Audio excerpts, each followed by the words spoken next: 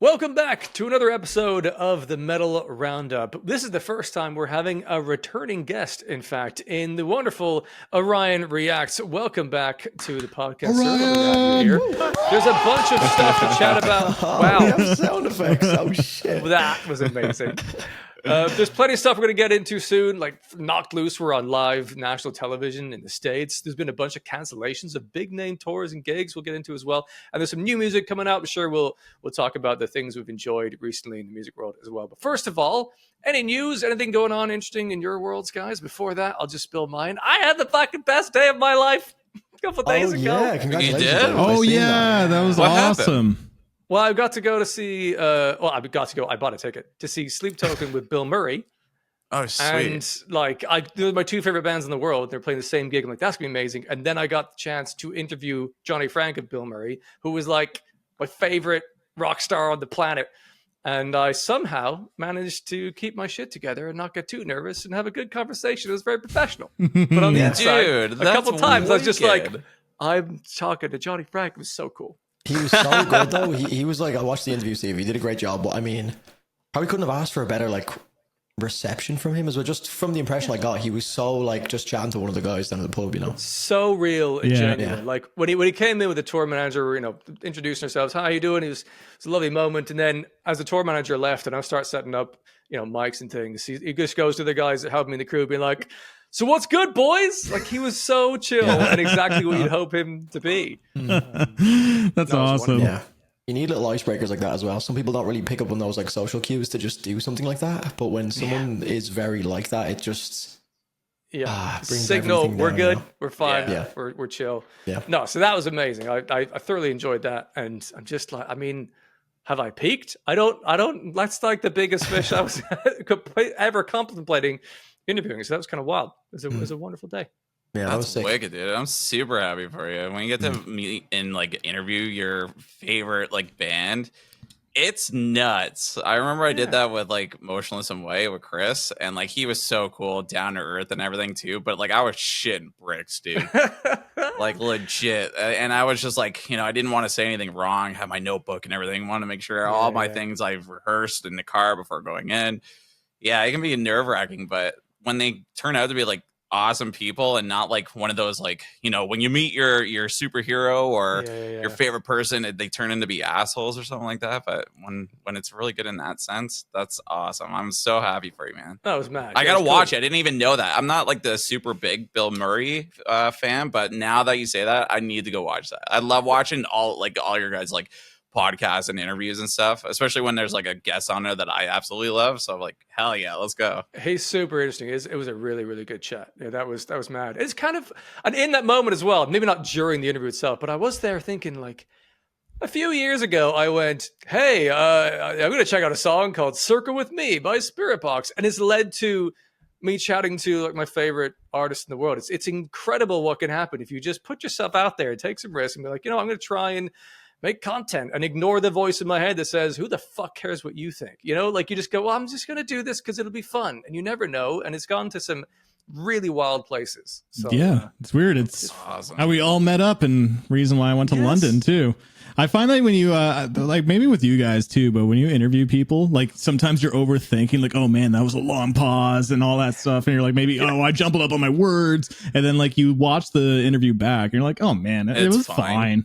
Yeah, 100%. I was interviewing Alien Ant Farmer. I was really nervous about that one. My face was super red. I was just like, I look really red and hot. This is awful. But like, I'm just going to power through. And I watched it back, and I looked totally normal. yeah. Totally fucking normal. Yeah. A lot of the time with those as well is that like you are literally you, so you understand like how your body's reacting like inside of you, so you feel as though that's like radiating on camera. Whereas then you watch it back and it's like you can see it, but like the average person isn't going to see how you felt through the screen, so you're like really overthinking it yourself. Yeah.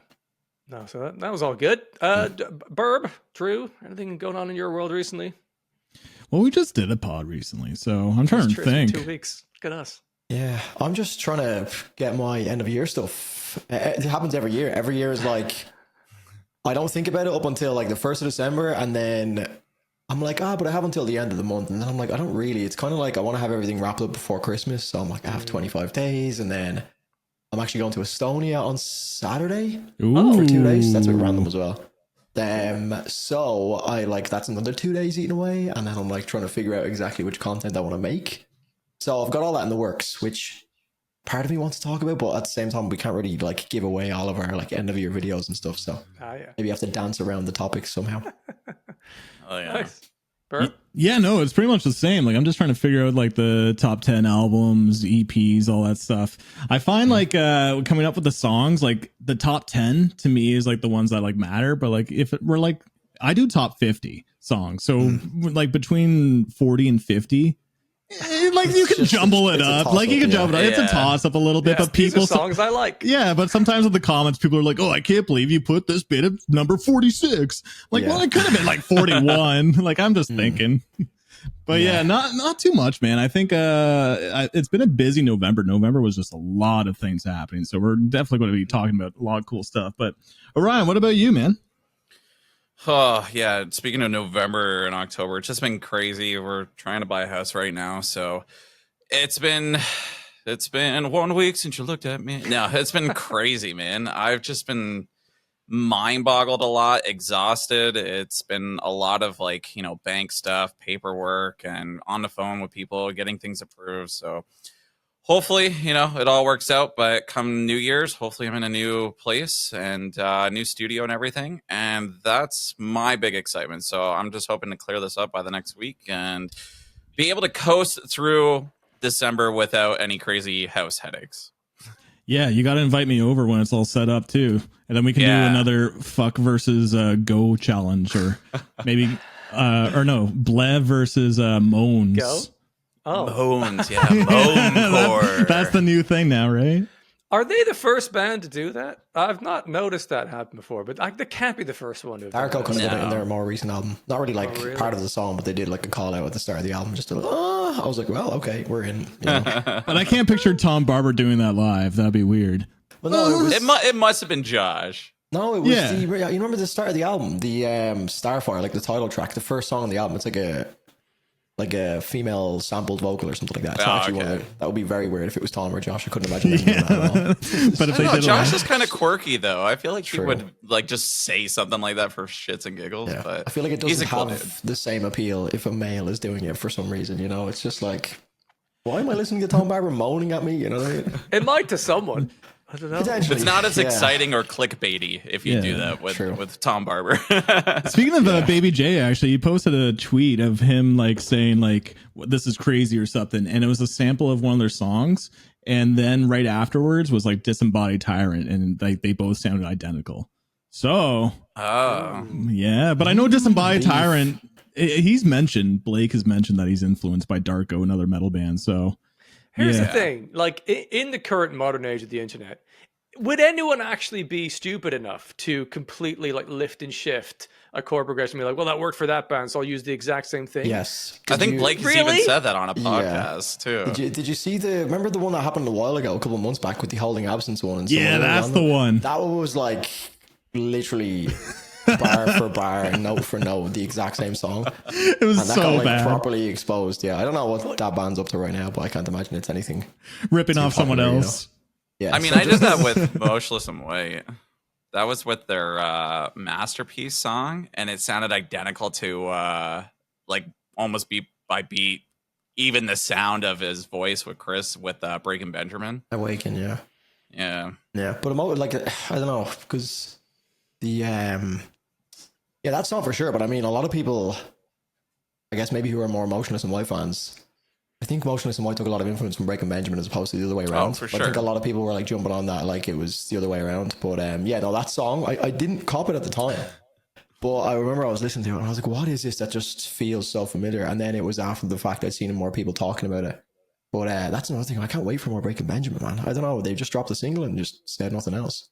See, I was that guy though. Like I listened to Motionless and White before Breaking Benjamin. That's why I say it. And even in the comeback song for Breaking Benjamin, I was like, And I made it clear. I'm like, I listened to Motionless in White first. Yeah. This is why I'm saying it like this. But I made it clear. But like, people don't. They only watch the reaction, and then they're like, "How the fuck can you say that?" Yeah, but that's. I mean, it's I mean, if you haven't listened to Breaking Benjamin beforehand, and if you're more experienced at Motionless in White, like I happened to listen to Breaking Benjamin, and then heard Motionless in White, so I was kind of the other way around, I guess. But it makes me want to go watch or listen to more Breaking Benjamin for sure. Steve, I gave you some homework at some point, Steve.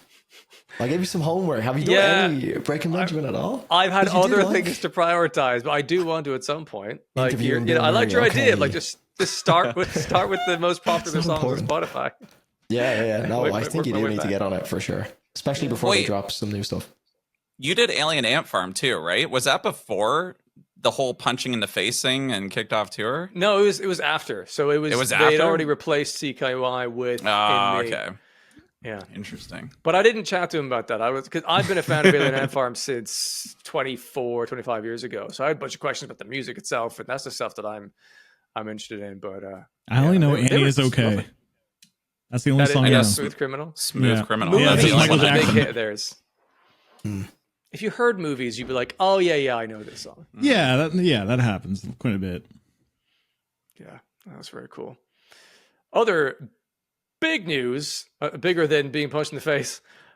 Jimmy Kimmel Knocked Loose on Jimmy Kimmel. Remember when Jimmy Kimmel was on the Knocked Loose album? No. Knocked Loose was on live on national television in the States, which is one thing when like a rock band does it. Jimmy Kimmel's done this over the years. He's featured I know I've seen Chevelle play live on his show and stuff, but Knocked Loose is a different beast. Like that is a fucking hardcore band. And there was amazing blowback from the odd person watching it in the States being like, "What is this? My adolescent boy watched this and he was nearly sick with fear about this terrible music." It's like, Jesus fucking Christ. And I enjoy that Brian had a comeback to this being like, if you were scared, good. Like, yeah, you kind of need to be challenged, I think, in life sometimes. You're a pussy, son. Imagine Brian Garris actually put that out. Pussy. But, did you guys watch the performance of it? Oh yeah, and I jumped right on it. Like I was stoked. I love Jimmy Kimmel for what he's done to showcase bands like that. I mentioned in like my video, but like he did, Lamb of God. You mentioned Chevelle, but yeah, Lamb of God, Metallica, of course. But then like he brought out Thrice back in the day, which I love. So it was cool, man. Like it was so sick. And one thing that made it so cool was the fact that it was like raining. The video of just like Brian in the rain and just the fire was like the most fucking savage thing, and like the music is so insanely heavy. Like it's funny because they actually mentioned like the heaviest band on live television, and they actually delivered on that front. Like Lamb of God is a heavy band too, and like I think Slipknot could have been. I'm trying to remember. Slipknot was on. I think they were. Jimmy. Yeah. Well, anyway, I find Knocked Loose's music just more savage than Slipknot in some aspects, right? And they both are really, really heavy bands, but Knocked Loose was just so fucking hardcore. That was badass. Yeah, it's not heavy in the terms of like super low end, like boomy heaviness, but it is in terms of it's like an animal in despair. The kind of scream vocals that come out of Brian, and also Poppy's scream vocals in that are absolutely savage as well. Oh yeah, and if anyone just flicked over to that channel, see this woman in white just be like, "Ah!" Like they just would have blown minds. Like, what am I watching? I think it's so cool, so cool. And I think it is there will be people who will have tuned into that, not knowing what it is, and the rest who will go, "What is this? I need to know more. I need to find what is this music? Why is this existing? What are the other songs like?" And then we'll get more metalheads and rockers and things in future. So that's a great thing. Yeah, imagine the amount of kids that are just like watching it and they just like just come across that. It's so unusual. And I posted a tweet about it where the music video. Well, the music video now, or not the music video, but the video of it on Jimmy Kimmel is like 1 million views and more. Where you can go back to other artists like I can't find it right now, but like country artists that have like 50,000 views and 60,000 views. These are recent performances on his YouTube channel. But Knocked Loose is at 1 million. So it goes to show how the scene is just like in support and rallying for this. Like, you know, country, whatever. They always have their time in the spotlight. So, but the fact that everyone is coming together to watch this performance just goes to show the scene is like rallying together. It's so cool to see. That's cool. The only other booster might be if there's a bit of controversy around it, like people complaining that might boost the views, but it's all good. So, you know, no bad press. And I've just looked it up now. That Slipknot have also been on Jimmy Kimmel as well, for sure. Yeah. You watched the tour, Ryan, right? Yeah, it was fun. It was a lot of fun. Like you said, like all the flames and stuff like that, just making it looked like a Lorna Shore kind of style, like stage presence with the flames and everything. But like, man, Knockless crushed that. I absolutely love that. And I think Poppy did a very good job with it as well. Oh, yeah. I was absolutely happy with that. But seeing everybody, I did mine like a week after it came out just because we've been so busy. And I know you jumped on it like the minute it came out. And I was like, I know I got to do this. And I just never got around to it. But I'm glad I did, because when I dropped it, it was like right when that Karen, I guess, made that comment. And it's like, and it started picking up again. I was like, nice. I had like a nice spot to like post my video. Yeah. And I thought I was just going to like not get views for it because, you know, people are over it in a week. But dude, I think it's awesome. And I think it's going to do some really big things for metal. And there's been a lot of cool metal things that have happened over this year. I literally just made a video about it. Yeah. I literally did a ranking of all the insane things. Just wait until 2025, man. Like, imagine Lauren Shore actually performing one of these shows, and like, because they're probably going to drop something by 2025, so that would be insane. Sleep Token could be dropping something next year too. Like, there was some rumors, so they'll definitely do something. There's no way they won't. It might not be full album by Download Festival, as the rumor head guy of Download was saying, but they'll do something, because they are, they've signed to a major label, and the only reason they would have done that is both sides want an agreement of something that's useful. The label will want to put out music that they can sell, so that's gonna be part of it, and it's just a question of time. I have to imagine that Sleep Token, being in the position they are, they could kind of name their own terms, so they might not have to deliver at a certain time. It might be like, we'll give you 3 albums at some point in the next 20 years. You'll wait. What would be a cool place for them to perform, or any band? Because like, yeah, Jimmy Kimmel is North American, so like worldwide, like what's that one show that it would be Olympics? insane? They're gonna play the next. Well, that's it, right? And Gojira fucking Super Bowl. Dude, I can see them doing Super Bowl. Sleep Token's a little too moody for. You need a hype band for Super Bowl. Yeah, and they're not super mainstream yet, I think. I think you have to hit those. And Super Bowl's not done a rock band in a long time. It's been Linkin all pop Park for a while. Linkin Park could. Yeah, I can see Linkin Park even doing that. Yeah, that's a really good shout. Yeah, it's a really good shout. Yeah, the last few years has been like, Rihanna and Maroon 5. I mean, they're the last band. I know. Look, I don't mind some early Maroon 5, but yeah, agree. Back when it was funky. What's that main song? I can't even think about it right now. She Will Be Loved. This Love. What a track. I was thinking of This Love. Get the soundboard out. We all just sit here and react to it. Oh, we're such posers. Let's talk about Maroon 5. Coldplay also played, I think. Hey, I like some Coldplay. Coloratura, fucking banger. It's like 13 minutes long. Has anyone seen them live? I would totally watch them live. I want to see them live, man. They played in Croke Park in Ireland, like fucking 80,000 stadium, like 5-6 nights in a row. And my girlfriend's old apartment was literally like 5 feet away from Croke Park. So just like, and she's the biggest Coldplay fan in the world. She couldn't get tickets, so she just had to sit there and listen to it every night, which isn't a bad compromise. But it was like 5 nights in a row of just like being so close, yet so far away. It was like, but yeah, no, it'd be a great live concert.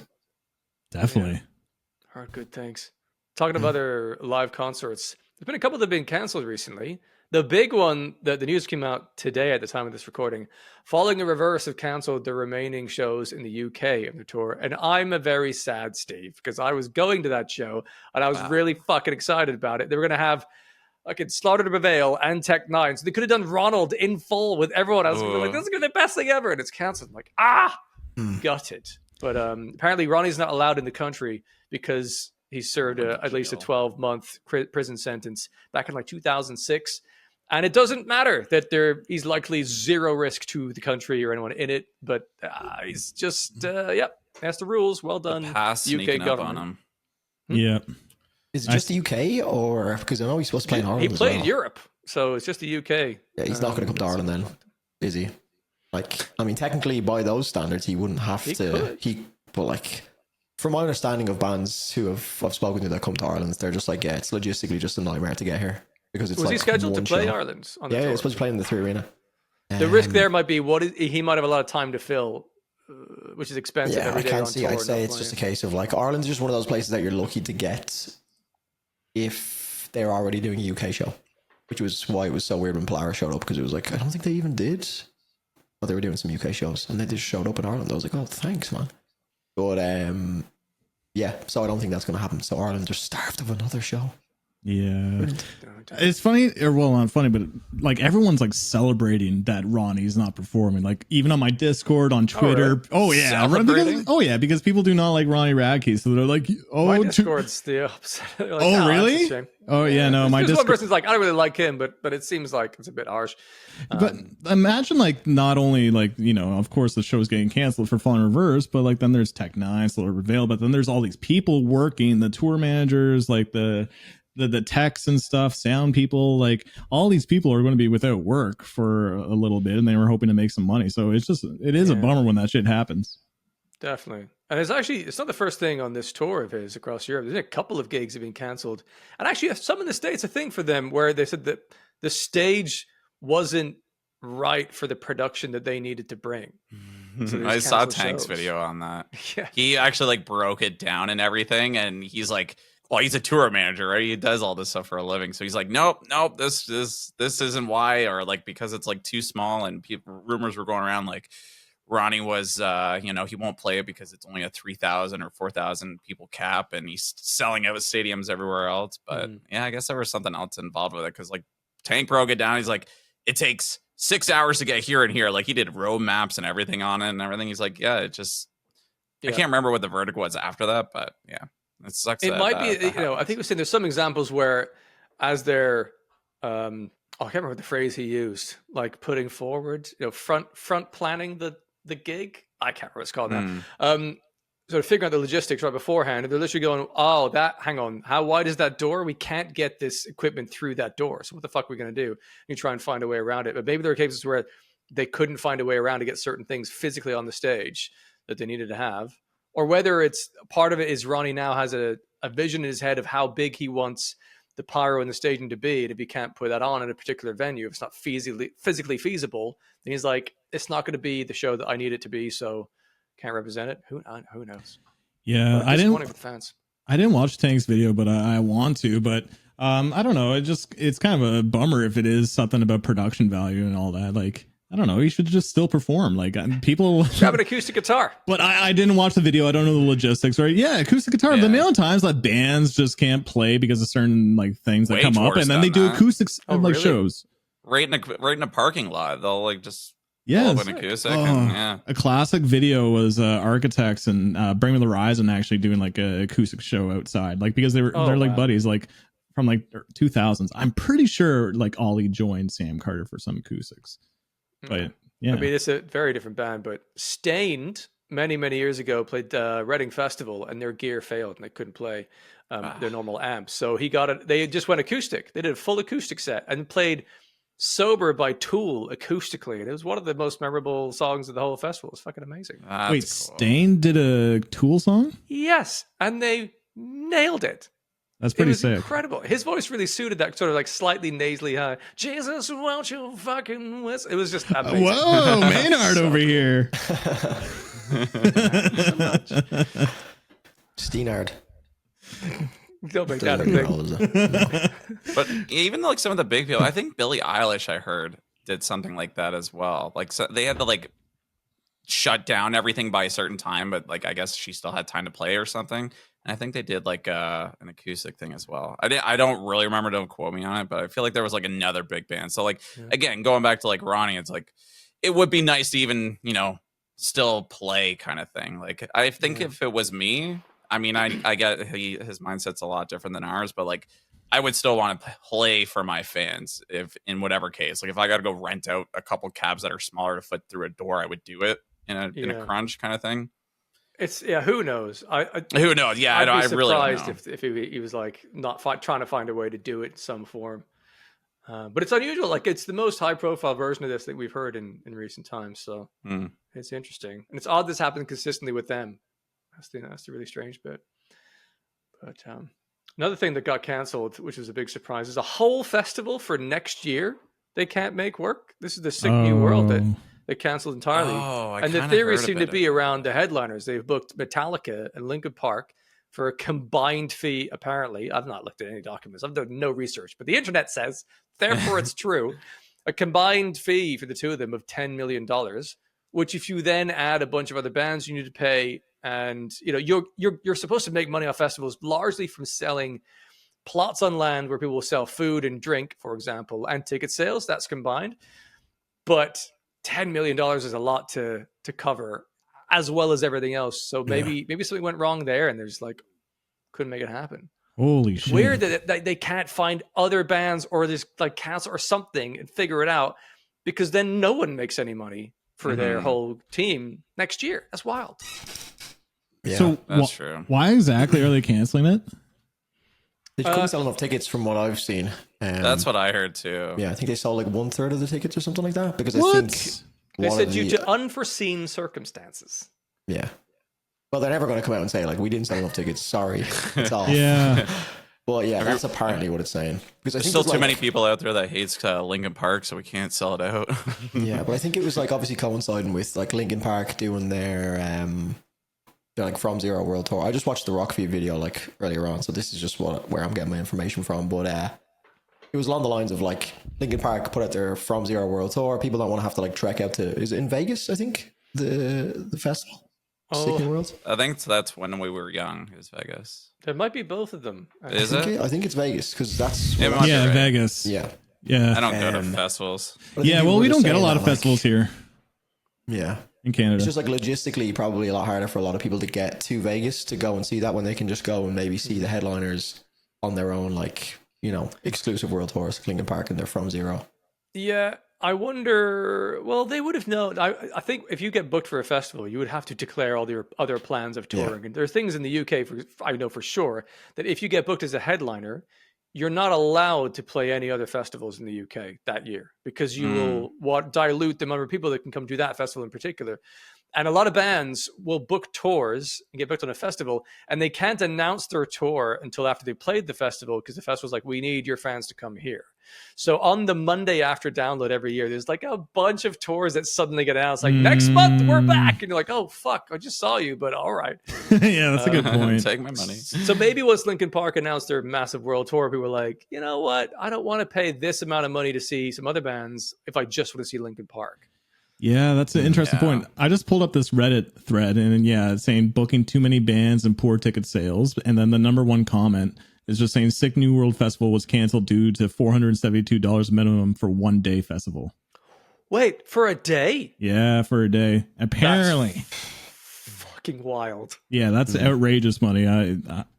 Because if you're not normally going to festivals, the thing that people don't necessarily clock is that there are tons, especially in the States, this seems to happen. You have like one dayers when there's tons of incredible bands. You're like, wow, what an amazing day. But you can't see them all.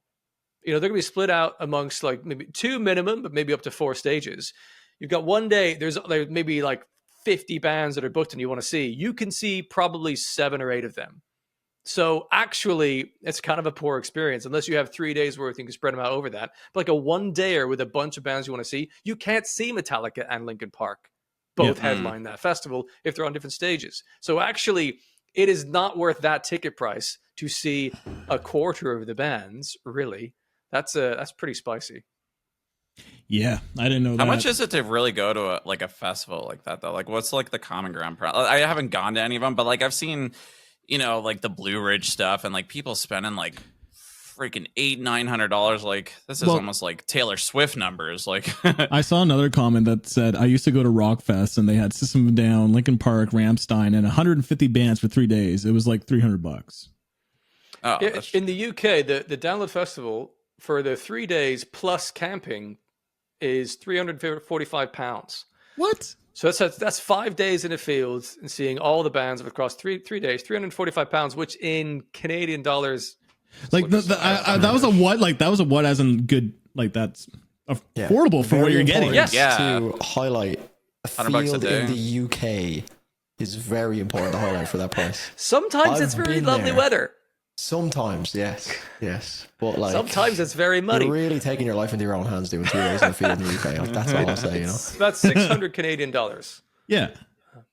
That's not But that's not bad for 3 essentially days. it's a 3 day, well, 5 day if you also count the kind of other extra days you go there, pitching up, having a little holiday with your mates, hanging out, listening to some amazing music. It's very, very, different experience to a 1 dayer at a similar price actually in the US dollars.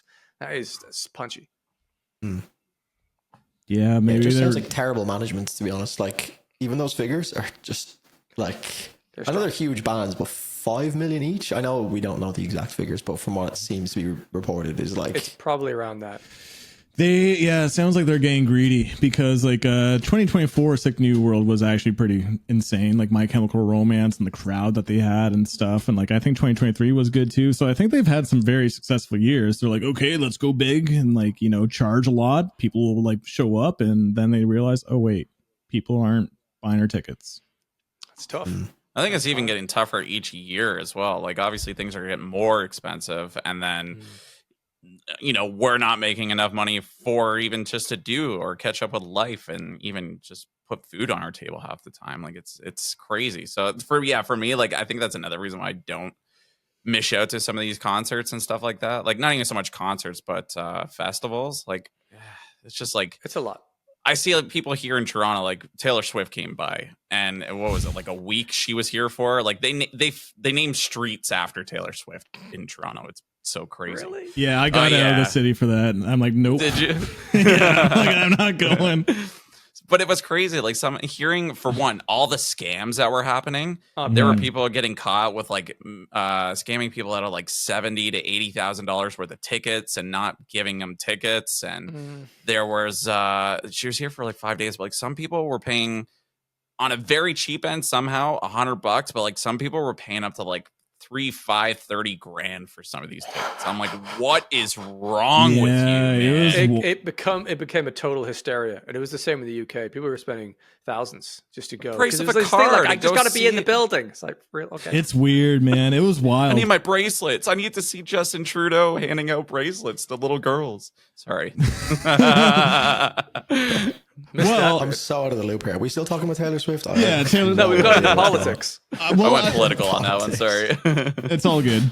But like I did actually avoid Toronto for one weekend, but I forgot that the weekend after I did have to go to Toronto. So then I was there, and then Taylor Swift everywhere. Like I went out for breakfast, and the lady put us me and my girlfriend at her table with the stereo, and the stereo was just blasting every single Taylor Swift song. And I had to let her know, like, can we actually move somewhere else? Because like I'm the opposite of the Taylor Swift fan. But then like people around us were all wearing like Swiftie shirts and stuff. It was insane. It boosted the economy of the city. Like it gave the city like millions and millions of dollars. Like it was a good thing for the city, but like it was madness. Like imagine if like that could happen with like Sleep Token or something. If they can pull in like a week event Crazy. and just like actually boost the economy of like I could see a it country. happening in future, like because they've just done this massive tour of the UK. It's like selling out some arena shows, and it's all the consensus seems to be like that. I was hoping for good things, but it was even better than I hoped. Like no one's walking away being like that wasn't worth the money. Like they have completely delivered across the board on a great show. And then they're going to headline Download Festival next year, and like if they just maintain, even if they don't try and improve what they're doing, if they just maintain, they're going to just grow and grow and become this massive thing, as the likes of Taylor Swift have done. It's completely insane. Was what I thought about after seeing them live was that I don't know how they can get better, because it was like my perfect kind of set list they put together. It was amazing. They did a phenomenal job. But then the whole way through their history, I've thought, well, how can they improve on this? They can't do better than Sundown. It was perfect. They're going to fall off. And then like they've just got better and better. I got to start thinking maybe I just don't understand music anymore, and I don't know what's sustainable for them, and they can just prove us wrong. Yeah. So what would everyone like to see from their next album? Like a continuation of their current sound, or would you like to see them kind of, I'm so curious to see. what's I going to want happen with the next era. more Deathcore? metal. More no, that would be insane. That'd be insane. Get some gutturals and stuff. But like I like the I love all the things that Sleep Token can do. But I think one thing that really made Take Me Back to Eden so much stronger than their previous record was just the fact that they were bringing like breakdowns again. Like the Summoning is like a fucking classic. It's like a modern metal classic. Like I love songs like that can mix like breakdowns and then get funky and like a little bit jazzy. So get more progressive. I would love like longer songs, even heavier songs, just like do Take Me Back to Eden, but like on steroids. Yeah. Maybe some electronics that would please Drew, right? EDM, Sleep Token. I don't know, man. I don't know if it suits Sleep Token's style. I feel like... What is their style, Drew? Because, like, you know... Well, like, I mean, you're obviously referring to, like, the kind of more dance side of things, which obviously is just not something I really want to hear with Vessel's, you know, soothing vocals. Or maybe I do. I don't know. Because Maybe you've I don't not even heard know it what yet. I want to hear. Yeah, maybe, I want more exactly. saxophone. Yeah. Saxophone's cool. I'm happy to hear an extension of Take Me Back to Eden, I think. I mean, I've kind of like, I think I overplayed it when it first came out, like over the next couple of months, but I feel like I'm in a place now where I'm slowly starting to like bring it back into rotation again, and I'm just experiencing it again for the first time. So that's unreal. But yeah, I'm also interested, like, have they ever done any features? Like, have they ever featured any other artists? I know they did the like Loathe thing, but like, I don't know if that was that a feature That's or just was it them more... doing a cover. There was a cover Yeah. of Loathe. Loathe's one of their best songs too. It was Yeah, awesome. I don't know if like, because that's, I guess, if we're talking about things that they've never done before, like the next era. I'm not saying like just become a band that has features all the time, but like, could be kind of cool to even think about who they could have on. Will Ramos. Yeah. That would be sick to see. I know he's like a super fan of them too, but Yeah, like true. the covers that Will's done on Sleep Token, his voice is cool with those cleans, man. Yeah, I'd love to I think see there's like a the little real... bit too much auto-tune on his cleans, but his scream vocals on the Sleep Token stuff I fucking love. Yeah, that would be sick, yeah. But even like from an instrumental standpoint, because they just seem to... Obviously, they've clearly got their like ear to the ground when it comes to getting artists on for their... Because I know when you were speaking to Bill Murray, Steve, he was talking like, you know, they're going to sell out the arenas anyway. So let's just get on who we actually want to talk, you know, who we want to get on and who's going to be fun or whatever. So I could see them like just picking like some... maybe I'm just dreaming too much, but even like getting like a Cal Thomer from Village Arta to like do some weird like Thal stuff on one of their songs would just be so cool. It'd be insane. I'd be so surprised if they do features, because it would kind of... Part of what's working for them is the selectiveness and the isolation that this is just us. This is our thing. This sort of unaffected by anything else. So you have a feature in, I think it sort of breaks the fourth wall a little bit. Yeah. It's almost like this world they've created, and then they're allowing like an outsider into the world. You know, this like mystical world. Yeah, that actually would be... Yeah, that might actually bring it down for me a little bit. Yeah, But, that, you know, but I get your point. Like what they'll probably end up doing is something that we don't necessarily expect, because they've done that consistently. Like it's kind of, you know, in the same vein that Bring Me the Horizon, you can't predict their next move. What their next move is whatever's next in metal that we don't know is next in metal. That's wild. What would you not like to see on the next record? Ooh, that's an even more fun question. That's tricky, because I love everything they do, because I'm just a fucking simp, it turns out. But like, even, you know, You Wish That You Love Me, that song that maybe is, most people find that to be the weakest song on Take Me Back to Eden, but I fucking love it. I think it's great. It's unusual. On first listen, that and other like R&B moments, and just like, oh, I don't know. But then I grow to go, actually, I see the detail. I understand this is great. What song was that, Steve? I didn't hear that. You know, Do You Wish That You Love Me? Oh, yeah. That one? Nah. It's great. Fucking no, you're wrong. You're wrong. It's jaunty, but sad. It's perfect. Yeah.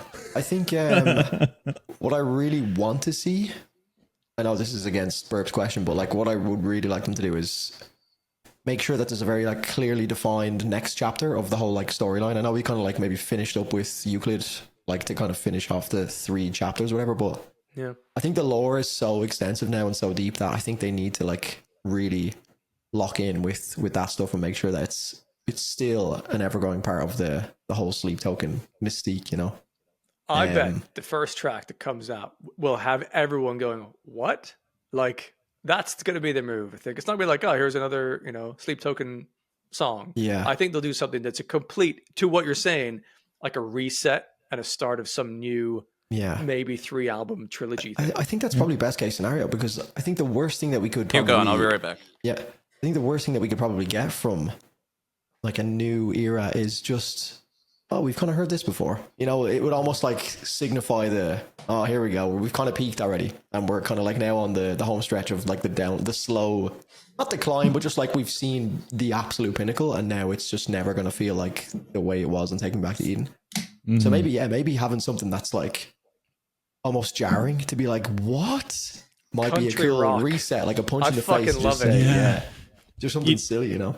You know what would be cool? I just realized it, but this would like shut down a lot of haters if Vessel started to shred, like on guitar or piano, because there's like covers, you can watch them shred Animals as Leaders and stuff, and like that's really fucking difficult. And like one of the common criticisms was like, oh, he's just using generic trap beats or whatever. Everything's just generic, and like if he could just flex, because like 2 on the drums is insane, everyone knows it, but like Vessel, we had like the odd guitar solo in the summoning, but if there was like a little bit more shredding, I think that would appease a lot of the people that say that the music is generic. Yeah, but I think fuck that point of view. Not because I'm defending them in general, but like I don't think that shredding. I mean, we are on different maybe ends of the spectrum here.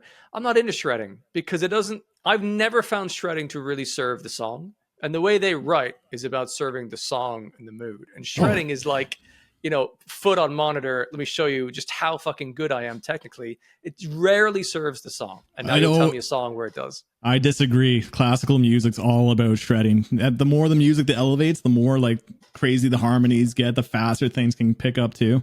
Are we talking about Vessel shredding here? Have I lost the like what? In specific, yeah. That's what I'm saying. In specific points, not just, you know, doing like 5 minutes arpeggios and him going like, whoa, like it has to make sense. I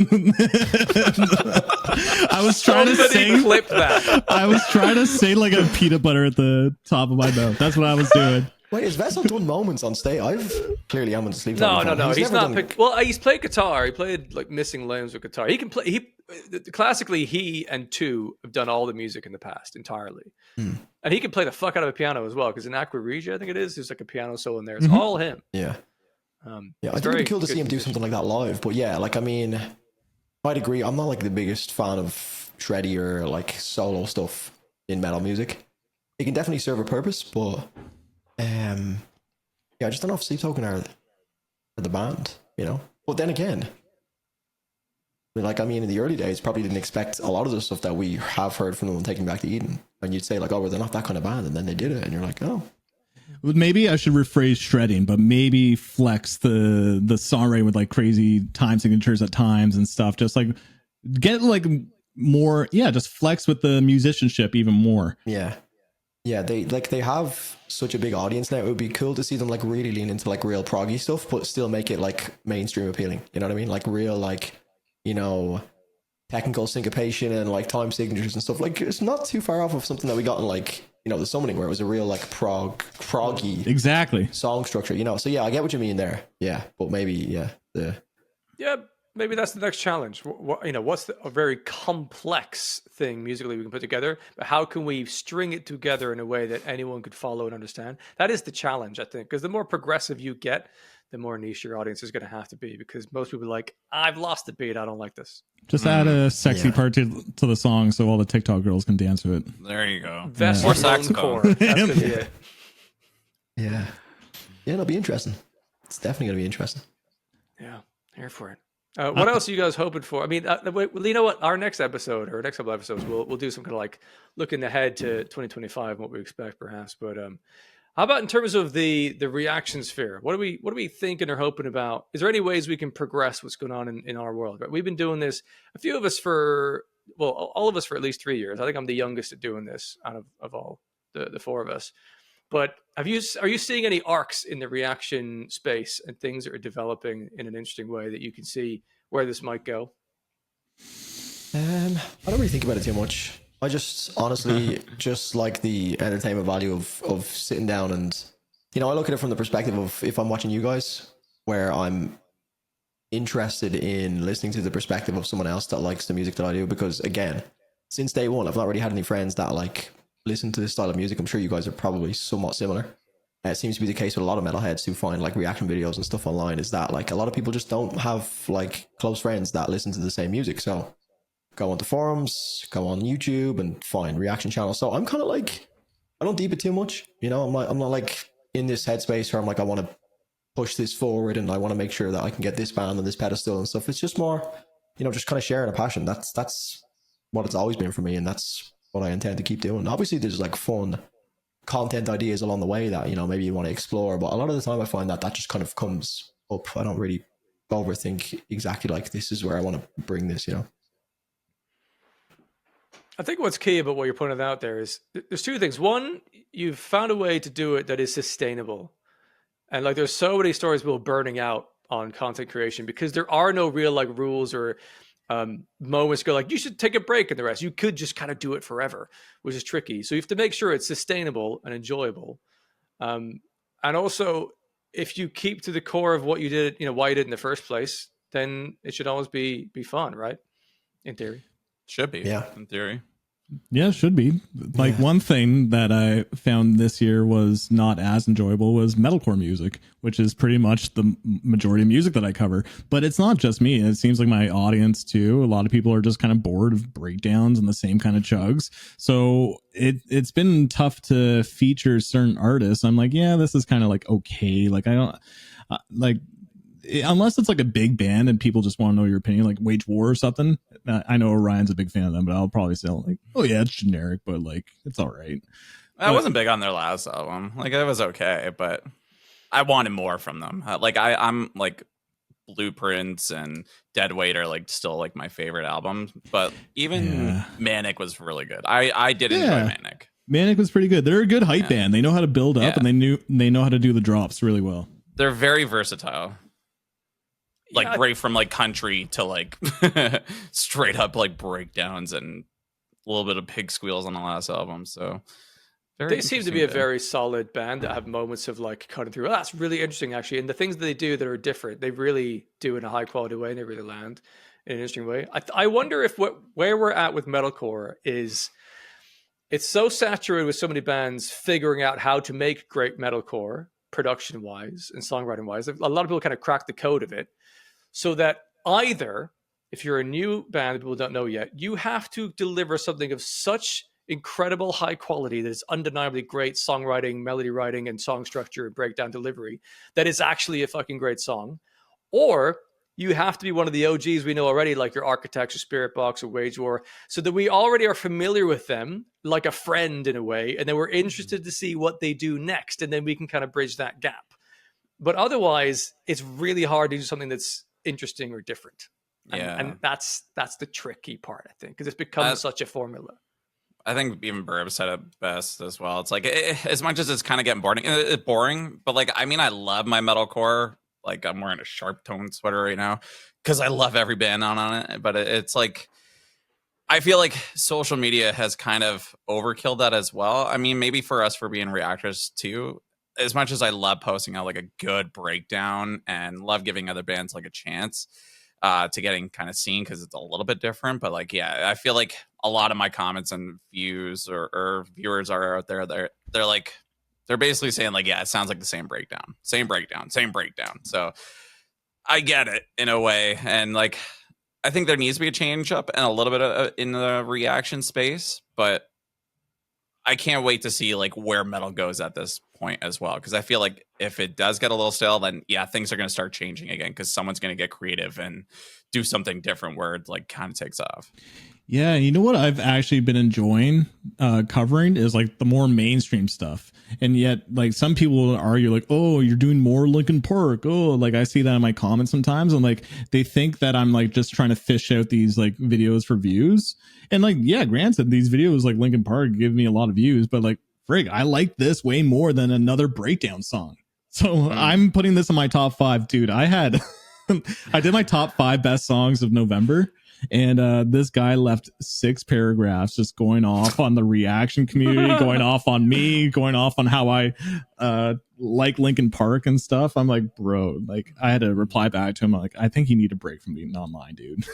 He deleted all of his comments too because Oh, really? Yeah, Oh, people no, were stand replying- behind your conviction. If you're gonna comment something that's harsh and critical, fucking stand by it. Don't delete it later. Come on. I think he just lost his temper. I'm like, okay, thanks for helping out my video in the algorithm, dude. But Oh, man. But yeah, I mean, to your point, like the Linkin Park stuff, the songs are good. I think that songwriting hasn't changed. Like the pop world, things are similar over time, but some songs are just better than other songs. The same thing can exist, but it's just like because things are so similar to each other in the metalcore world, it's hard for the good ones. They're not different enough to really stand out. And yeah, more needs to happen there.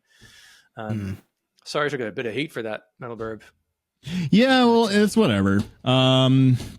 Like even like Architects, like their new song, I know it's a little bit mixed. It's a little bit on the generic side, but it was still good for like it was still good for like generic kind of like metalcore music. Oh, Counterparts was sick. So there's like definitely some artists that I want to shout out when I hear it, but like yeah, I just think I'm kind of intrigued to check out like some bigger bands just because I want to hear what's happening that's outside of metalcore. Going off metalcore, I seen Burby checked out the new Opeth album, right? What a breath of fresh air that album was. Yeah, I checked it out as well. I know you hadn't listened to much Opeth beforehand. I was actually like introduced to Opeth like years ago, very early on in my my metal music discovery, and I just like I even said it in my video. I was like, who was suggesting Opeth as a gateway band? Like, what were you doing? But for some reason, I was like, I think it was just the choices of songs that I was listening to were like Ghost of Perdition, and then I listened to a few other ones that didn't really click. But I think literally the first song I happened to hear by them was, in my opinion, the best song I've heard from them. But the new album was, I just got so caught up in the storyline and the theme. For the guys who maybe haven't heard it, Orion and Steve, I think I would hate it. I think you would hate it as well, because I didn't no, like, I mean, I didn't love it. If it's anyway a concept album, and also I've heard Opeth years and years ago. They've been going for a long time. I've never connected. Yeah, That was I kind of That was me with Linkin Park. Oh, really? Yeah. Well, no, it's like a concept-based album, and I kind of just like started to treat the album like a drama, and I was almost so invested in the storyline. Like I had Genius up beside me looking at the lyrics, and then like looking at other people's like reviews and like what they're talking about, and it kind of kept me distracted from the music, which I was kind of happy about because I didn't love the music. To be honest, I didn't love it. I just don't, Interesting. I You just can't don't say think that. Opeth It's a is for me. great album if you don't listen to the music. No, I mean like music's not it great. was a really well-written concept. But then it's a story. Then it's a book. It's not an album. I'm not disputing. Like I'm not disputing it here. I didn't really love the music. You know what I mean? I just found enjoyment in the. Well, I was already into the album. I was like, I might as well keep going. You know. Yeah, fair. So yeah, no, I found the story, and like it made some of the instrumental moments fun because it was like, oh, this happens to be something that's recognizable from like metal terms, but also is the story I'm interested in. But I just found myself not actually vibing with a lot of the music, which I know Burb is the opposite to me. I know you enjoyed it. Well, Opeth I could never enjoy too. Like again, people think like I'm the prog guy, and sure, I guess like I like progressive music, but like I can't get into Opeth's music. I've heard it many times, and it's just like I don't know. It doesn't really scratch that itch for me. And it's funny because like in my old job, we had like a jukebox, and you can just put on some random songs sometimes if it's like a Friday, and like they had like an Opeth album. It was Ghost Reveries. And I remember just like putting it on. So Ghost of Perdition would just start playing. I'm just like jamming out because it's like the only metal record, but I didn't even necessarily love it.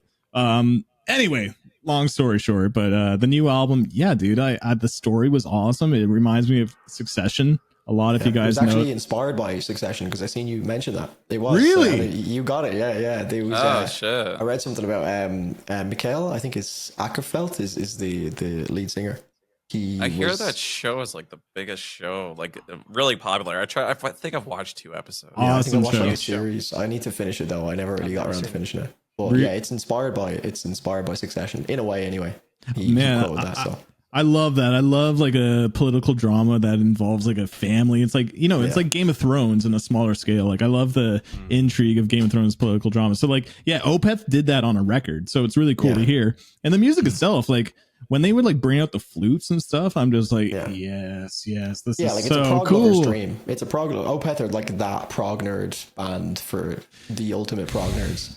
Yeah. Which, I think blinds a lot of people as well, but at the same time, they are a really impressive band. You know, they are an impressive band. They're good. I dug it. I haven't heard too many like actual prog metal albums this year. I don't think there too many have dropped, but like Caligula's Horse comes to mind, and I personally like the Opeth record more than Caligula's Horse. Yeah. Both good though, both good. Yeah, there's a few good ones. I'd listen to like Hippo Tractor, I think is stupidest band name ever though. They had a good album. Sorry, let's have a moment. What are the stupidest band names you've ever heard? Because I heard one yesterday on stream called hang on, I'm gonna look it up now. There was potato in the name, and I was like, Oh, I think I know. It's like a female screamer. what were they called? Was it good? It was solid. So like, okay, they're called Destiny Potato. Yep. Come on, that's not a name. That's King not a thing. Gizzard and the Lizard Wizard is the worst of all time. Oh, I it's like it. It's so hilarious. dumb. It's hilarious, but it's the dumbest name I've ever seen in my entire life. King Gizzard and the Lizard Wizard. It's so I fun can't even to say. think of anything right now. The thing is, a lot of band names, like over the years, you just kind of like accept it, and then it doesn't really matter anymore. Like the Devil Wears Prada comes to mind. Like that's a title of that movie that has nothing to do with the band. Great But, movie. yeah, it's a good movie. At least it makes sense. But like Sleep Token, what the fuck does that mean? You know, Oh yeah, I call them It's not too bad. snooze tickets, and people love that. Butthole Surfers is the name of a band. You ever heard of Butthole Surfers? Butthole Surfers. No. Yeah, But now I'm alternative indie intrigued. band called Butthole Surfers. Look, I'll take these stupid names over another Dream Wake, Dream State, Dream something. Like, Dream you know, Bound. like, Shots fired. like all the generic names that you see everywhere. I'm done with Suffering or bands. prevail in it. I'm done with bands using the V instead of any fucking letter going. Oh, Lamb of Arcs. Lamb of Arcs. Lamb of Arcs is one of them. Your band. I love April Oralize, Eyes. but that's tough. I just hate bands that I just don't know the word of, and I have a hard time fucking pronouncing. I'm like, I've never seen this goddamn word in my life. Why is this a band name? I've apologized for so many pronunciations I'm sure I've got wrong. About I'm the band names. king of them. I can barely read to begin with, so Yeah, what's when worse you put is it in the- metal font. Yeah, that's what I was gonna say. That what's worse is the like the deathcore logos or like the death metal logos that are just like splatters. You're like, what am I fucking looking at? An aneurysm looking at it? Like what? What I also don't like the album arts for deathcore. It's like it's all the same, and like people love it when they see like an album art that has like a snake eating like some guy in this off distance, and I'm just like, this is just another generic looking album art. Like, why not just do a clean look and like that just be different than other deathcore bands? And Laura Shore actually kind of did that with Pain Remains, and people hated it. Yeah. So I don't know. I just don't like the genericness of logos and even artwork. Can we talk about? Because I know we're all doing our end of year stuff, so I don't want to like spoil all the real fun stuff. But has anyone got any album artwork that they're like really impressed by in 2024? Like, what's your favorite album artwork? that 156 comes to mind? Silence. Yeah, 156 Silence is the winner. Yeah, Is it the winner? That Yeah, yeah. I pretty need to fake. listen to I that. really like Knock Loose's album. I think it's a good. really Yeah, cool- it's Their good. cover? Yeah, the cover. Yeah. It's very good It's cover. green, Yeah. isn't it? This one Yeah, right it's here? just a cross. I don't know. It's Oh, just a look at really that. nice picture. Flex. Oh yeah, Yeah, look at that. beautiful. That's it, yeah. Oh. Look at that. Do I have It any is. Alex? It's a very good cover. Yeah. The Alpha Wolf one. I seen the video you did, Orion. Oh, for the that looked Alpha Wolf. insane, That's Orion. ridiculous. This one?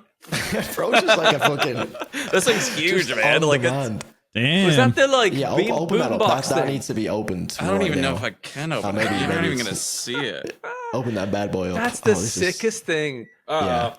Uh-oh. Oh, he's broken. Uh, Oh no. there we go. Oh We're no. back.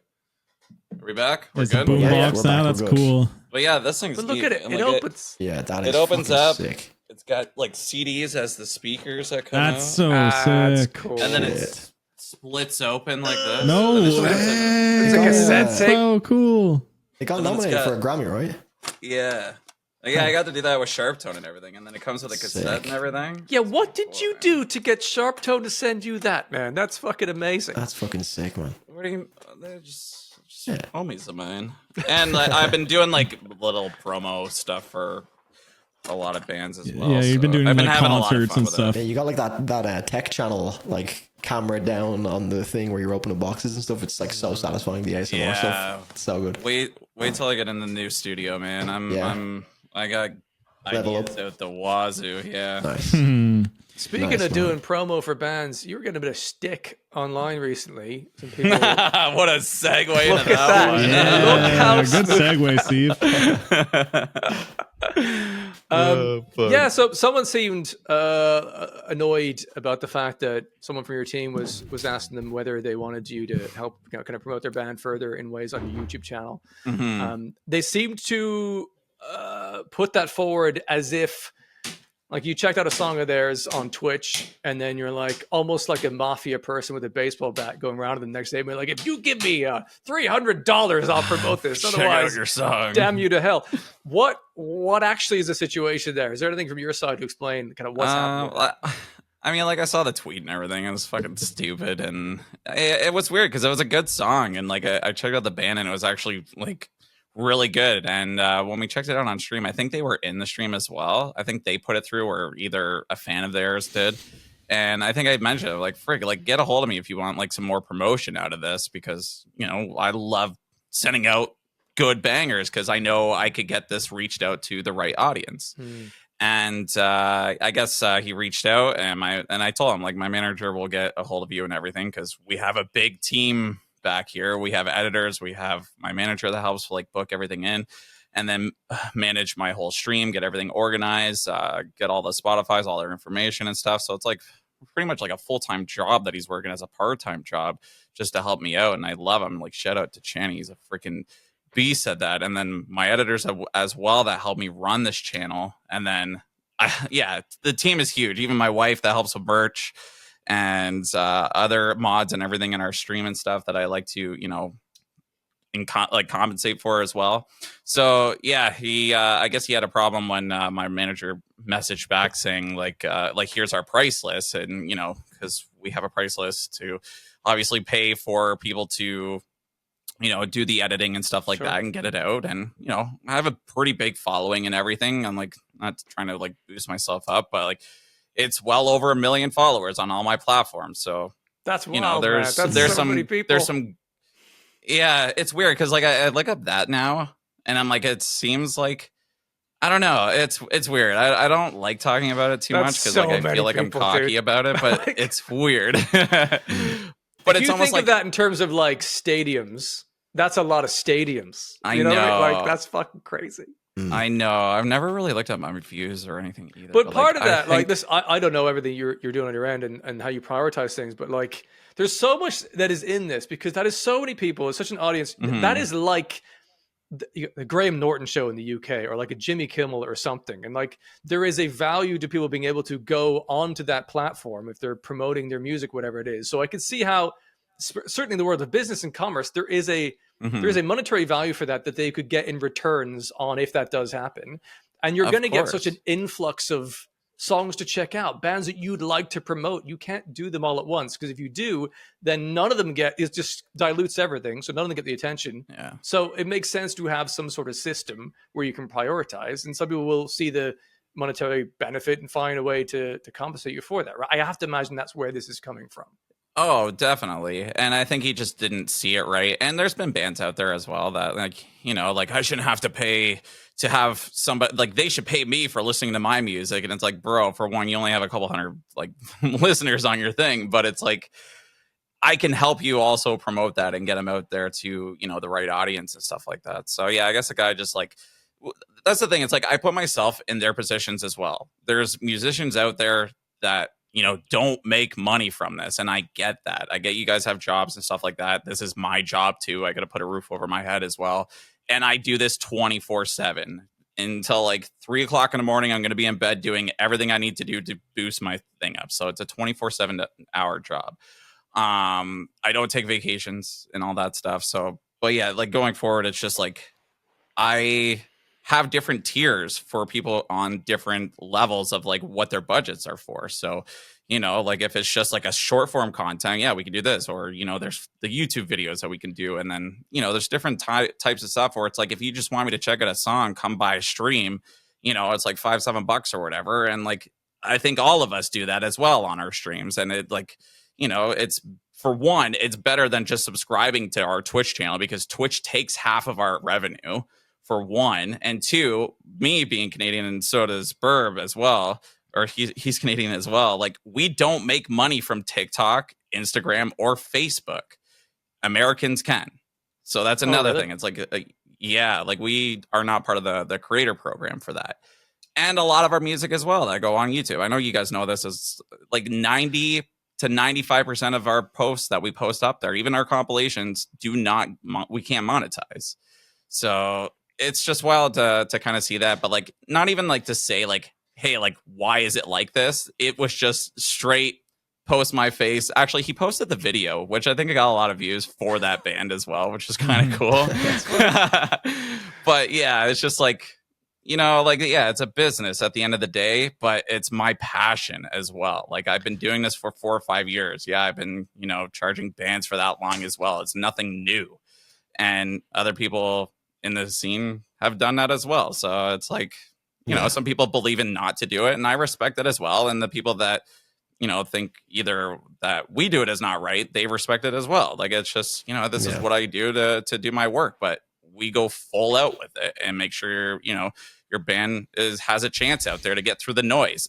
And like the bands that we have put out, like I can count like on probably both my hands how many times a band has actually gotten signed by a label because of our videos, because of our reactions, because of the push that it's got. So for you to spend, you know, maybe even $7 or, you know, like $100 to get us to like post something like that and get it in front of like hundreds of thousands of people. I do Google ads as well, not like on my own stuff, but like with my Black Nation stuff, which I also is another thing I do to promote bands. You can do like $300 worth of like ads on there, and you're only going to get maybe 20,000 on your YouTube video for $300.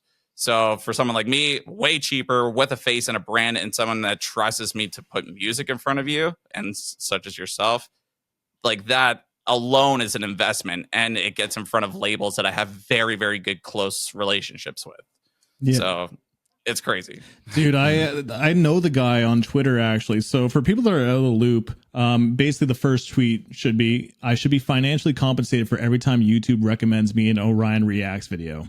And then so I didn't even read the comments. Yeah, so well, that started a thread, right? It started a thread, and then some guy from the band Cohen said, dude reacted to one of our songs on a live stream, and his manager hit us up after asking us for like $300 to get it posted on YouTube, LMAO. So then you're getting a lot of traction, you're getting a lot of heat. I feel bad for you because Twitter is such a hive mind of negativity, and when they find someone, they'll run it to the ground kind of thing. Twitter is the most toxic platform out of all the social media platforms. Nuance is not allowed there. No, it's not allowed. And then so the thing is, like, I think one issue that these people have, which they have a lot of issues, but I think they might find that this comes across as a little bit inauthentic.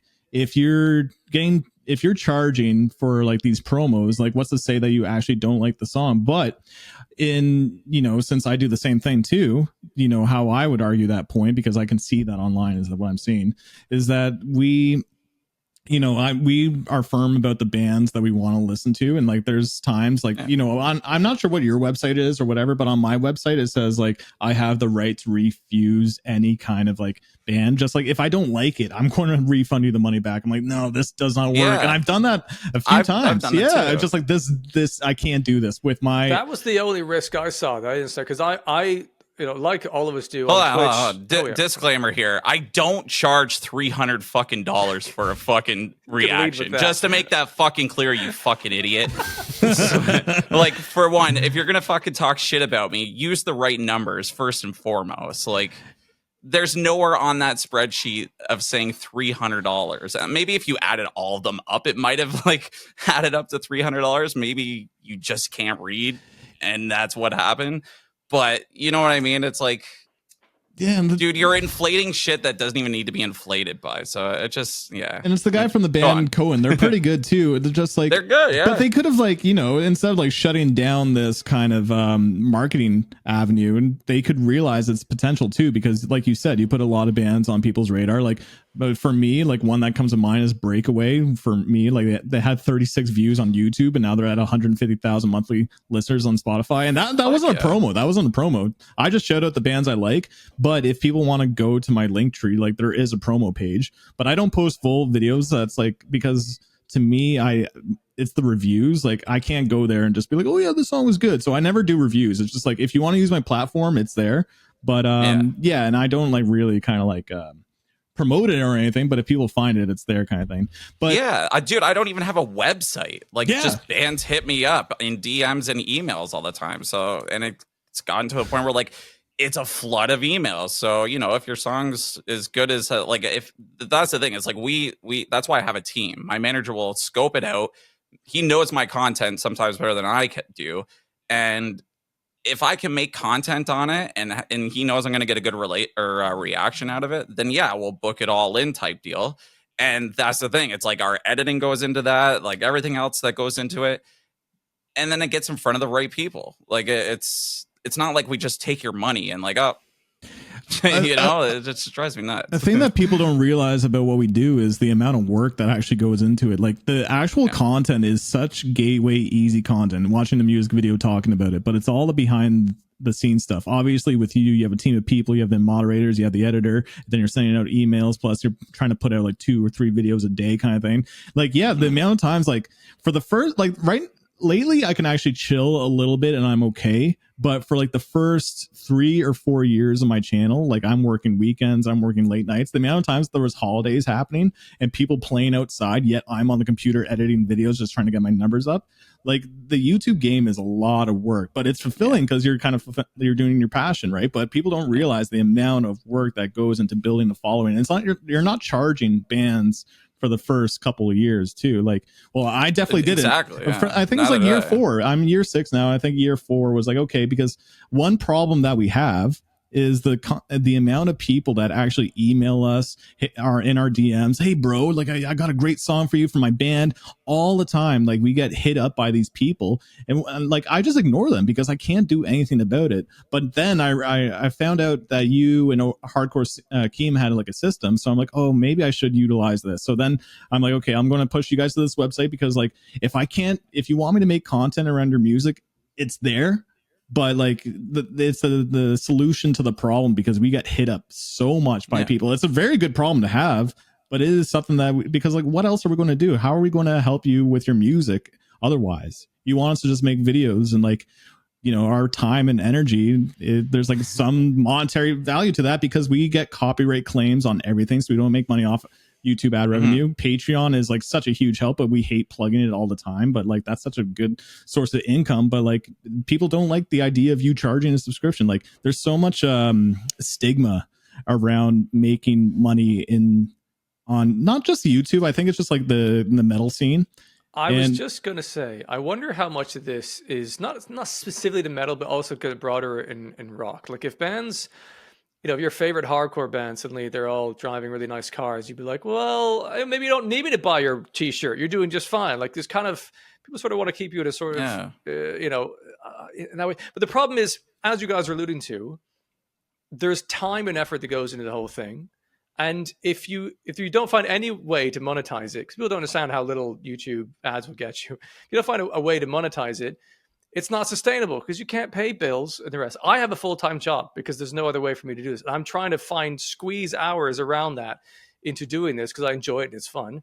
But as you're saying, I mean, not to the degree that you guys are at, but I get inundated with the requests of things to check out. I can't check them out, all of them. So there's like on Twitch, I'll charge some money for like to prioritize a reaction, essentially. If there's no one reacting with requests, I'll then just go on my own list and check out some stuff. Like I've been doing that.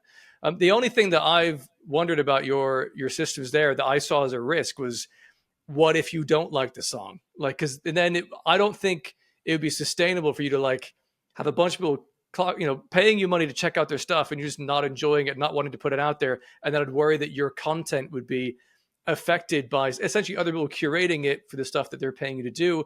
And that might be fulfilling for you or might not deliver what the audience is there for necessarily. But it sounds like you have a system where you would like essentially refund them or not do it or something. Is that refund them? Yeah. And Orion has a system with Cheney. So Yeah, that's the thing. Like, I have someone that screens all my stuff, and don't get me wrong, there's a couple that come through where I'm just like, why was this in here?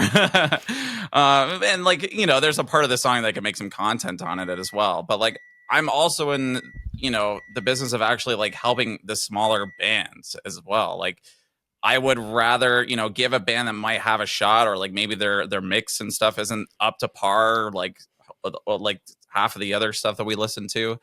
And it sounds good, it's got potential, but like they also come through to see what we think about it, because we obviously have a voice in this world.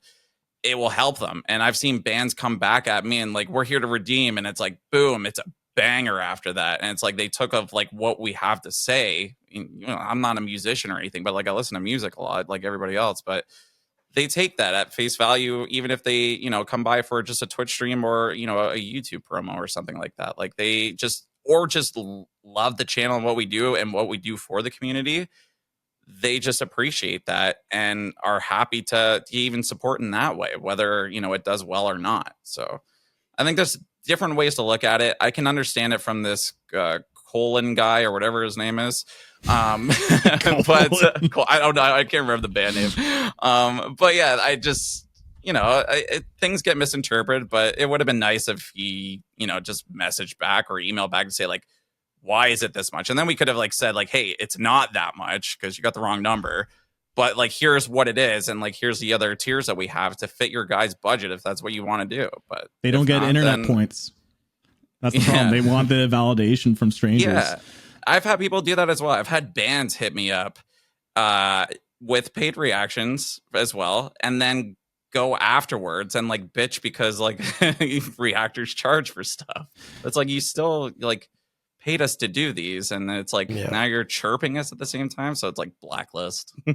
Yeah, like it's at the band's discretion to decide whether or not, like, it sounds from exactly like the initial tweet sounds like the main point of the tweet was like the amount, but like it's at the band's discretion to pay the money. Like at the end of the day, it's like if you're not happy with the price, like any service, like if I'm not happy with the price of something when I go out to buy in the shop, I don't go up and complain to the shop. It's like I'll just either try find something somewhere else, or no, I'll try find a cheaper alternative. But at the same time, that's where it's such a weird world, because you, for example, have like 800,000 plus followers on TikTok alone. Almost a million, whatever, 200,000 plus on YouTube. So it's like, okay, here's Orion's prices. Okay, maybe it could be a little bit cheaper for our budget, but that doesn't mean like because our budget doesn't match him, it's like he's not at fault. We'll go and try find someone maybe that suits our budget, that maybe has less of a following, or we just decide to fork out and probably, like, you can look at your numbers and be like, okay, well, the average views per video is going to be like 10,000 at least. So I mean, like you said, if you were to put that kind of money forward to get it on like YouTube ads, well, you're getting it like literally, your audience is curated to be metalheads. So you're literally going directly to the source to be like, we have a metal band. This guy has 800,000 followers alone on TikTok, assuming it's going to be like a deal where it's like Instagram, which is also over 100K, and then 200,000 on YouTube. There's a high probability that even if we can get 500 to 1,000 people that have seen the videos across all three platforms, that's 1,000 new, listeners, or 1,000 new people that maybe will buy our merch, and we can make our money back. And again, another thing I think as well is that, like, I don't want to like go against the bands too much as well, because like you mentioned, obviously there's like, people got to make money and stuff, but like, as do we. Yeah. But like, if you break it down, say, and I know you said the 300 figure is incorrect anyway, so let's just use 100 as a figure. If we're breaking it down, like most bands probably working full-time jobs as well, 4 or 5 members, you're looking at $100 per, split between 4 or 5 members, you're looking at like $20 each, $25 each. This is, so there's, I can see why there's like people who are upset about it, because I can see the side of it from being in the space as well, where I'll try and direct everyone to my Twitch stream, because then it's like an authentic reaction. Here's your band, I'll listen to it. There's, like Steve was mentioning, there's an upfront payments just to get it prioritized in the queue. And then it will be more after the fact, whether or not I've actually liked it, whether or not I'll like, if the band reaches out to me, because the band will reach out to me and be like, hey, we really like this content. Is there any way we can work with you, or can we post your clips or something? And then I'll just be like, look, if you want, like if you want to use the clip, go for it. But like, that's not me working. I've already done my work. We've already made it a transaction, through Twitch. But then I'll just sometimes offer and be like, look, if you want me to help out with the marketing side of things, because obviously I have a platform that's been built over the last couple of years, curating an audience of people that like this style of music. And obviously if I've liked the music, which is generally why they'll reach out for a reaction in the first place, they'll like come back to me and say, we really liked your reaction. Can we use the clip? I'll be like, look, if you want me to help out and if you want me to put it on my socials, here's my price. Happy to do it. But otherwise it's like, I'm not going to waste my time doing it just for you, unless like there's something that I'm like really, really obsessed with. You know what I mean? Yeah. And So then you this flood is your why- page. You flood your page exactly, with a yeah. whole bunch of content too, and then people Yeah. get annoyed, like, "Oh my god, just more and more and more." So it's like it's impossible. Yeah. You have to find that middle ground. And like Orion, it's funny that you were talking about Google AdWords and stuff. And like I come from a marketing background. I was doing marketing for 6-7 years prior to this, and like I know how expensive Google AdWords is. I know how Facebook ads too, and like you target the wrong audience a lot of times. Like with us, we have a specific audience, and if the band actually watches, follows our channel, they know, okay, like Metalbird's the prog guy, Orion's the blag guy, the breakdown guy. They know, okay, our song would fit that audience. And Steve, circling back to you saying like about like the stinkers, like what do you do about that? Like, yeah, dude, I've refunded a few songs, and like one of them was like a trap hip hop song. I'm just like, bro, like, no, this does not make sense at all. Now there are times where when I check out music, it's either like, wow, this is a song I really like, or this is a song that I think my audience will like. Because I complain about breakdowns a lot, but then I'm like, okay, I can see like the deathcore people who really like the heavies. This is good. And I spend my time on editing, making sure like this is the part that snaps people in. And then like the back and forth editing, I'm like, I want to push this band. Like I put a lot of effort into the editing, but again, I don't do reviews though. So that's the difference with my reels. So there's like some of my reels are promos, and then the others are just like cool bands I hear on Twitch or like my YouTube content. And I just edit that down because I want to shout it out. But if people want to like skip the queue and actually help out my channel too financially, then they can do band promos. But yeah, like personally, I don't have a chainy like Orion. I wish I did. So I just listen to the song a little bit, and I'm just like, or man, there was one time I was like a little bit indifferent to the song, and I was like editing it because like I'm pretty sure my audience could like this. So I'm editing it, like halfway through, I'm like, nope, I can't. So I record the reaction. I'm in the editing process, and I'm like, I refund the person, just like thanks for reaching out. Unfortunately, it doesn't really fit the channel's vibe. Yeah, but that's where it comes down to like because the one massive argument I see is that because I haven't got like a current setup where I have a place where bands can go to like send me X amount to do something for them when I've never heard them before. So like I'd be blind reacting to them based off of their payment. I haven't got that set up at the moment. So the one thing I can see is that like if say a band sent you $100 to do a video and you've never heard of them before, and you sit down, you already have that $100 in your account. So it's in your best interest, if you're only thinking financially, to be like, I'll just sit through this and I've made $100. You know what I mean? So this is where I can see the argument where it's like, but then to go to your point, it's that if you want longevity and people actually believing you and like, having that credibility, you'll see from your reactions, I think. That's where people will be like, okay, over time, Drew has done like X amount of bands where you can tell he's just not really into it because he's already had that payment gone through and he's just doing it because the band has reached out and seen I have an audience, but I haven't even liked it. So there's that, like, it's a kind of a gray area because like, again, like to your point as well, like if we're talking like the Opeth album, I could see if I posted my reaction to something off Opeth, I don't necessarily love a lot of the stuff off it, but I know for a fact a lot of people in my audience will.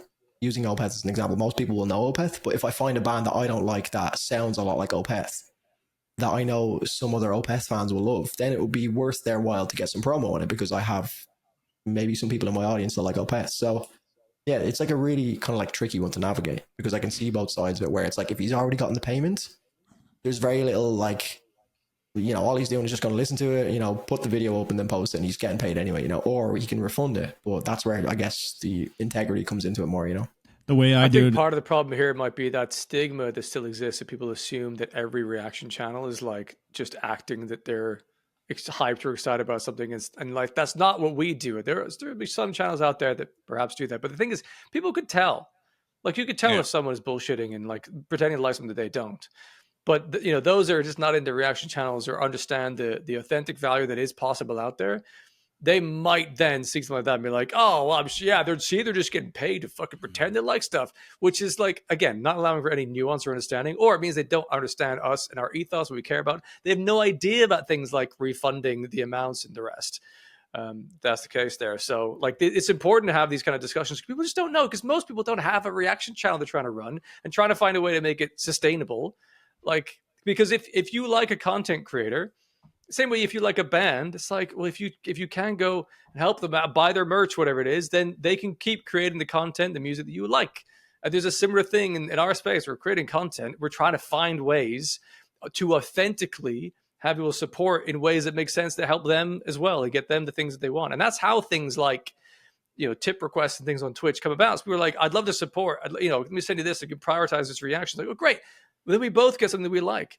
And I suppose, in your situation, Ryan, as this example, I doubt you just picked a mad price out of nowhere, whatever it might be, and then go like, that's it, folks. Like, well, there's a supply and demand of business. I imagine people are quite happy to pay that amount because they can see the benefit of your platform and the rest. So this might be just a small minority being like, I don't get it. It's like, okay, then don't. Go somewhere else. Yeah, Other people understand what I'm doing here.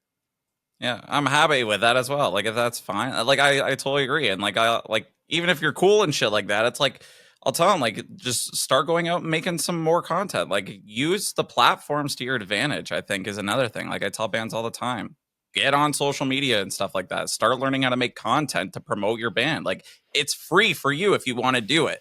But you'll realize that you don't want to do it because you just want to make music and make money. But when it comes to putting in the work to get your freaking name out there, a lot of these bands just don't want to touch social media. And I think that's, I'm not saying it's like, don't do that, but like, I think it'd be stupid not to be on social media and learn the game because it's free marketing. Yeah. Or, some people don't want to do that. Just like there's a lot of bands out there right now that have like maybe one or two songs that pay for a manager to manage them to get shows and stuff like that. Do you think they should be working for free as well? Or like, even I know Super Bowl is really big. I don't have, numbers. I get maybe 2 million views a month on my YouTube channel, but it's like, I like it. The Super Bowl gets millions of views, but they charge millions of dollars just to be on, to get a 30-second commercial. That's a good point. So, 2 million views a month, by the way, is fucking insanity. I actually don't know. I'm not trying to like flex or anything. That is not to be like,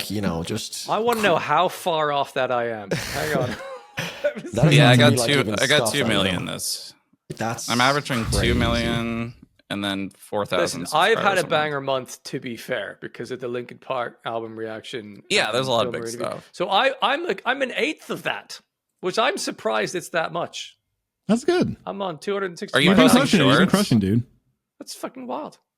Yes, shorts are help too on YouTube though. This is just YouTube long form. This is reactions and interviews and album reviews. That's still good though. Like I'm shocked. I didn't think it was that many. That sounds like a lot. That makes me happy that you're proud of that, because it means you're growing. It means you're doing what you need to do to like still keep growing, and it means you're doing something right. When you're surprised, like, whoa, like that was more than I thought. Like that gets me fired up. Like I think that we need more reactors out there and more people pushing this kind of content.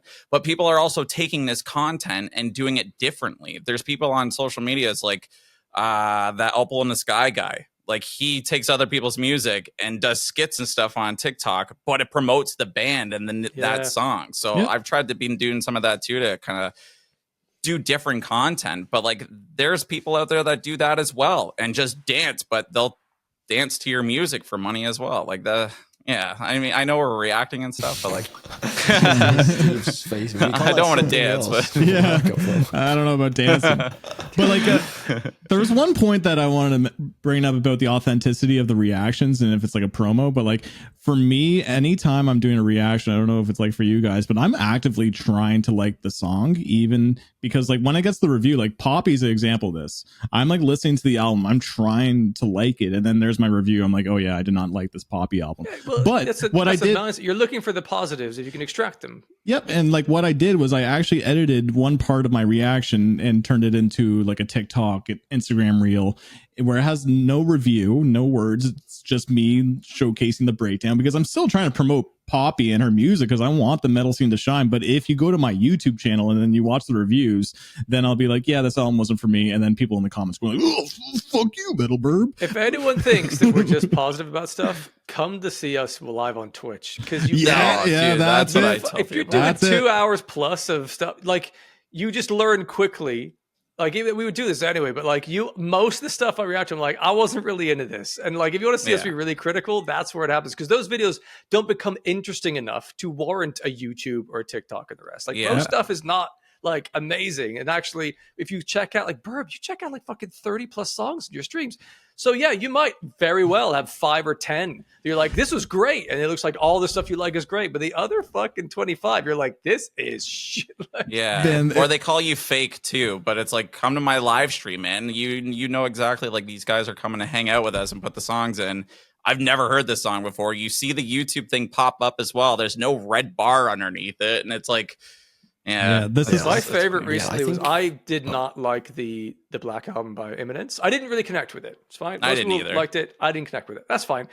I'm surprised it was in that video, the full album reaction. Someone commented being like, on a particular timestamp, like 7 songs in, being like, this is bullshit. You've heard this album before and you're pretending to react to this. I noticed you nodded your head in time exactly on the drum beat. That's fucking impossible. 2 things. Like, one, I would not put myself through that album twice. If I didn't like it, why would I go sit through an hour recording to pretend to react to it? And 2, it's like, my point was it's so predictable that I was able to predict the headbang of the next part. Like, it's thank you for the compliment, but that's exactly how predictable also, it's I found just like things. the grooves work as well, where you literally find a groove and you start to predict where it's going. It's literally just the definition of a groove as well, you know? I was like, what madman would not enjoy something particularly? They're like, all right, now I'll set up the camera and do an hour of the same. Yeah, I feel like that was an old thing that I used to get a lot on like the YouTube comments as well. It doesn't seem to be like one that pops up much. It's like people saying that you've already heard something before you listen to it. And it's like, Jesus Christ, what a miserable fucking existence that must be to like know a song, set up the camera, and then go, I'm going to pretend that I've not heard this before. Like, Jesus. There's also bands who have sent me stuff like something, this is our new song, I'd love you to check it out. And I'm like, great, I'll send this to my producer who will check it out and validate whether it's worth doing. And they're like, oh, it's really cool that you don't just like listen to it first and then do a reaction. I'm like, what? Why would I fucking do that? Yeah. What's the point? But yeah, listening to 30 songs on a stream, like it's such a first world problem to have, but holy crap, it is draining afterwards. Like actively listening to music, engaging with conversation, keeping things interesting and afloat, like with chat. And then after 3 hours of that, I'm like fucking done for the day. I don't know how people do like 12 to 24 hour streams. Like, you know, Aline Senpai? She does like 24-hour streams, like gaming and stuff. And I'm like, how do you I think gaming's gaming's easier. Like I've done gaming streams. You're just kind of laying back playing video games. You can engage with chat, but like actively listen to music. She's really actively like engaged though. She's a good streamer then. She's a great streamer. I condemn her for that, but I'm like, nah, I don't think I could even do that. But I don't play a lot of like in future, video games. Perhaps the 4 of us would do a special metal roundup 24-hour. Oh my god! 24 hours of Baby Shark. Let's go. No. Whoever taps out, that's gonna be the new Mr. Beast freaking video right here. Oh, we need to try that sometime. The little Twitch collaboration thing that you can do. That'd be fun. Yeah, I've never tested it. I'm fun, scared. Yeah. It sounds like cool. it's Anyone ever test it, but like it's just there all the time. It's like, invite this user to collaborate. Do we all react to a song together? I actually was going to bring that up at some point. That would be fun to do like a live reaction stream, but I feel like there might be some latency problems that might make things a bit. We could do it on this podcast because we could watch this separately. And I get individual video tracks. Like we could do that. I think it'd be good with us. Like I've seen other people collab with other creators and they're like reacting to a song together and it's just so awkward. Yeah. But since we're already pretty acquainted, like and with the setup, maybe, but yeah. Yeah, I got to drive 2 hours just to go see Burb now. Yeah, I gotta go come see you. You gotta see my place, man. And you've all got to come to Download Festival next year. Yeah. The UK fields are Orine's calling like, us. No, I do really want to go though, but yeah, it's in the works. It's in the works, Steve. Yeah. That'd be sick. So sick. Well, folks, it's been a wonderful conversation. I really enjoyed this. Thank you, everyone, for it. We covered some actual, obviously there's stuff that is in our world that people might not necessarily know about, which is great. But also, there's some topical news. It's only been 2 weeks. There's lots of stuff that's been happening in the rock and metal world. It's in a good place. We're winding up the end of 2024. It felt like it started slow. At least that was the consensus around like lots of reaction channels and things like musically. But I think it's been just steadily picking up and getting more and more interesting as time's gone on. And hopefully through the Christmas break. It continues to reignite in 2025, and we'll just have even more compelling and interesting stuff to look forward to in future. Certainly, that'll be the case with the Metal Roundup. So make sure you're subscribed to this podcast on whatever platform you're doing this from. Yes, and thank you very much to Mr. Orion for joining us as well, of course. Thank you for having me. That's always a great time. We need a bleh from you, though. I can't bluff right you now, can't man. you can't have the man bleh on command here. We've already gotten to pull out his albums and shit, That's true. If you want to watch him bleh, go check out his channels. We'll make sure to put some links in the description. You can check out Orion blaying on stuff. There we go. I've saved you. Thanks. Well, thanks, Orion. Appreciate it. No, thank you, man. Cheers, guys. Cheers. Peace.